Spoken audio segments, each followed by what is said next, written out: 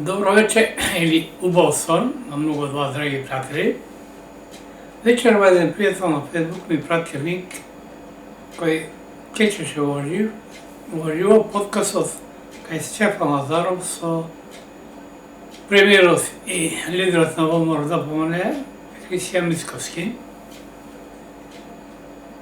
Бидејќи пред тоа ми препорача да го гледам кај колечката Лупеска, но не успеав, или не да правим потребно кажано, да го побарам на интернет или на YouTube, како сакате кажете. Бев изненаден, беше почето од овај подкаст и го вратив од почетокот да гледам, значи цяло сум уживо не го гледам, сакам од почетокот до крај да го согледам, за да можам да го анализирам. Ја не знам, господин Стефан Лазаров, што издржи подкаст, дали провокацијен новинар, или, што рекло се окавен новинар, но мој заклучок како аналитичар, тоа му беше многу неуспешен подкаст. Зошто? Целта му беше, но не успеа, премиерот лидерот на ВМРО ДПМНЕ Христијан Мицковски да го фати кошаркашки кажано, грешка во чекори. Се изненадив прв пат, искрено кажам, гледам цело интервју, се рекува, а поточно 2 часа са долго време да се издржи, а соговорникот да не направи некоја грешка. Значи, тука се работи или за слаб номер, или човек што не ја знае азбуката. Мислам, така не се држи подкаст. И не можеш си со дневни теми, не налично што многу мина 10 пати посувал исто прашање, да го поставиш, а да го добиеш саканиот резултат. Прво, јасно беше оно што нон-стоп во дневните настани, дека Мицковски дипломирал, кај татко му завршил магистрирал, докторирал и работи него работно место. Он тоа не го крие. Он самиот во подкастот, напротив, со таквите прашања, му дозволи на премиерот, или лидерот на ДПМНЕ, повеќе не разберете, што него живот не си има партиска книжка, факт е дека учествував на основачкото собрание, но не можев на татарчето да му предадам мојата пристапница. И ја против за Австралија. Но никој да си има партиска книжка. Но не сум бил ни некој подржувач на Мицковски, чак премиерот мислам, Христијан Мицковски. Во еден период ја го избришав и од пријатели, ви кажував, кој не повика на протести. Но подоцна сватив, го одблокирав, ме го блокирал, дека му бил тој паметен потек, бидејќи ако излегува на протести, може да се случи 27 април. Втор мислам 27 април. И подоцна ги следат неговите чекори и забележав прашањето и Лазаров што кажав дека премиерот и самиот се признал во подкастот дека татко му бил идол. Ево тоа кажав и во многу мои анализи, дека подсвесно, постои комплекс, он имал, не би се рекол комплекс, да кажеме така, желува да го надмени таткото, татко му мислам, а тоа можел само со тоа што стана премиер, и му успеа. Не само тоа, ако внимателно се следи, значи он му дозволи на Мицковски, една премиерот Христијан Мицковски му сигурно капа, значи така го одрваше, но не да го одрваше, он му кажуваше искрено како било, но не бегаше од фактите. И за куќава што има 40.000 евра, што многу се шпекулираше од каде како, само кажува дека во Карпуш, или во Влади се кажа, кој потпаѓа под Карпуш, купиле стара барака, која покасно ја реновирале, направиле и изидел куќата со својата сопруга и буквално му возможи да го покаже вистинското лице и пред публиката. Мислам пред граѓаните, пардон. Инако, Стефан Заров, мора да признам, прво негов подкаст што гледам, но гледам дека не е новинар, бар не зна, ако има и завршено, не е научил азбуката новинарска. И не можеш ти со секојдневни прашања да исфрлиш некој од колосек.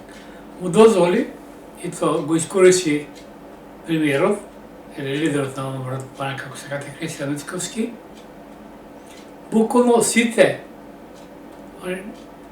оно што наводно го обтужува, да ги образложи со, што би рекле правниците ние новинарите, со корпус деликти. Значи не се срамеше да каже што работи, како доаѓа до пари, но и што ќе прави. Вториот обид да се испари од колосек или да направи грешка во чекорево грешка, пардон, беше со националното, неговата на етничка припадност, ја избегна вешто.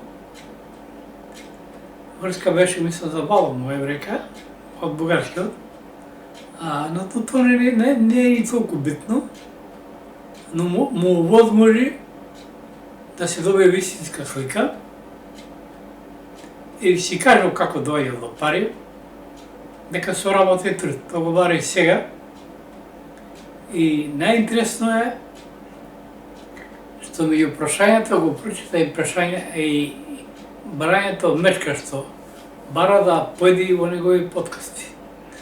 Мечка исто за мене не веќе далеко од тоа е, повеќе уличен така, или кафански му обичаја. Како може некој да ти поеде да ти дојде на подкаст? Погледај си го твојот Инстаграм и на TikTok, нема ден по 5 пати за него, за мен или за која лично да десува ќе ти дојде. Значи ти ќе оѓи само на пукање, иако мора да признам Лазаров беше умерен во тие работи, но не го навлече, не успеа да го навлече, на крајот чак се обиде и се подароци, но не знам кој му рекол, но може да му симна капа на Христијан Мицковски, на премиерот и лидерот на ВМРО да помоне, кој му взема само еден подарок и многу интелигентно направи, кој гледаше подароците, понуди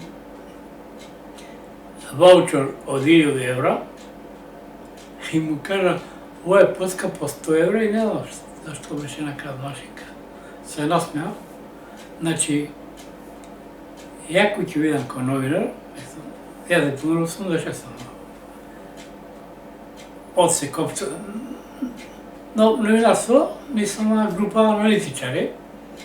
И кој ќе видам така индивидуален новинар, он далеко новинар, тоа повеќе беше за мене муабет и прашање што веќе дневни прашања со, како да кажам, подолго време. И најинтересно беше прашањето за БРИКС, кој Мицковски, иако знам дека не мисли така, но вешто го избегна и го издржа. Тоа беше за што мисли за БРИКС, он рече, ние сме веќе во НАТО и одлучени сме за ЕУ. Иако сите знаеме дека Македонија, бар ја лично знам, никој нема да стане членка на ЕУ, не за друго, бидејќи ЕУ е нечекор пред распад. И многу е паметно што го покрена со ставот за бугарскиот диктат, кажано, или са наводно станал европски диктат. Така што со мислам дека Стефанов возеле, а инако не знае, има доста следбеници и на Инстаграм забележав и доста се му гледани. Една работа забележав, Инстаграм една фотографија, се насмеа, а тоа беше прегнати со лидерот на Левица Димитар Песиев, јасно беше целото, но мора да кажам, ова е неуспешен подкаст на Стефан Лазаров, мислам успешно кој подкаст од 2 часа, но да ти издрибла соговорникот, да не успееш ниеднаш кога го исфраш од колоси, за мене тоа не успеш. Подкаст Инако ова е успешен подкаст за гостино, поточно за лидерот на Волно Пане и премиерот Христијан Мицкоски. Не сваќате погрешно, но искрено не се надевам од него дека е толку добар играч. Знае дека не е влезен в политиката, но се гледа дека е високо интелигентен човек. Интересно што каже за Волно дека јас не ги тргнав сликите ни од Дупчо, ни од Груевски, и само татачен Дупчо ги Дупчо или Соба или па зависи како се чувствува и Никола Груевски. Ама, века не сум свел фотографијата. Значи, не е само бендиса, не се плаши од работа, кажува со кој фирми работа. Мене пријатно ме изненади, не очекував. Ова ме натера во наредниот период и да го побарам неговиот гостување кај Лупеска, која е ценам, кој искусен новинар, Сержан Лупеска, со која се лично знаеме, кога настапував во Ајден, она таму беше намерка и еднаш кај помогнав за да направи не подготвен прилог, да кажеме, во Врање кој се уплаши шалото, бидејќи едно време уплачав лото, со еден приятел кој беше страшно да му прави друштво до Врање. И оттаму знам кој добар новинар и многу оценен кој новинар Драган Антоновски, но тој човек се изгуби. И сам професионално што си работа. Ова остава за мене се капански му вече. Кој најдеше го зборам, се надам дека нема се наутат. Но ова подкаст беше голем успех на лидерот на Волно да помане, на голем порост, незавршена работа на водителот или собственикот на, не знам дали е он собственик на тоа, но он го води главно, на Стефан Лазар.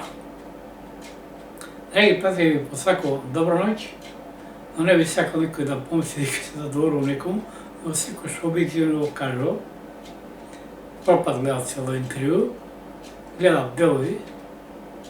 Мислам дека пред 2 години кога беше во опозиција исто, гледав едно цело него интервју, на која телевизија беше, и тоа го пишав на мојата страница, кога мислам имаше тоа. Уште еднашка добра ноќ, добар сон и простите ако нешто сгреши, но ја ви препорачувам